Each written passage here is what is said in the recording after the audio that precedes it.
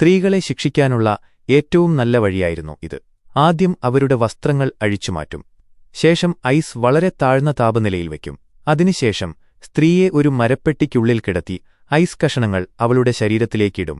അവൾക്ക് ശ്വാസമെടുക്കാൻ കഴിയുന്ന വിധത്തിൽ തല മാത്രം പുറത്തേക്ക് വയ്ക്കും. അവളെ അനങ്ങാൻ അനുവദിക്കാതിരിക്കാൻ ഉറപ്പുള്ള ബെൽറ്റുകൾ ഉപയോഗിക്കും. പതിയെ പതിയെ സ്ത്രീയുടെ ശരീരത്തിന്റെ താഴ്ഭാഗം തണുത്തുറയുകയും വേദനയിൽ അവൾ നിലവിളിക്കുകയും ചെയ്തു. അവൾ മറ്റ് തടവുകാരെ നോക്കി. അവർ നേരത്തെ തന്നെ ക്ഷീണിതരും ദുർബലരുമായിരുന്നു. അവർക്ക് പരസ്പരം കാണാൻ കഴിഞ്ഞിരുന്നുവെങ്കിലും ഒന്നും പറയാൻ കഴിഞ്ഞില്ല. അപ്പോഴേക്കും ജയിൽ ജീവനക്കാർ വന്ന് ആ സ്ത്രീയെ പുറത്തെടുത്തു. കുറച്ചുനേരം അവളെ വിശ്രമിക്കാൻ വിട്ടശേഷം അവൾക്ക് സുഖം പ്രാപിക്കാൻ തുടങ്ങിയപ്പോൾ ചൂടുവെള്ളം അവളുടെ ശരീരത്തിലേക്ക് ഒഴിച്ചു. അതിനുശേഷം അവൾ ചെയ്ത കുറ്റം എത്ര വലുതാണെന്ന് അവൾക്ക് മനസ്സിലാക്കാൻ കഴിയുന്ന തരത്തിൽ അവളെ ഒരു ഇരുട്ടുമുറിയിലടച്ചു.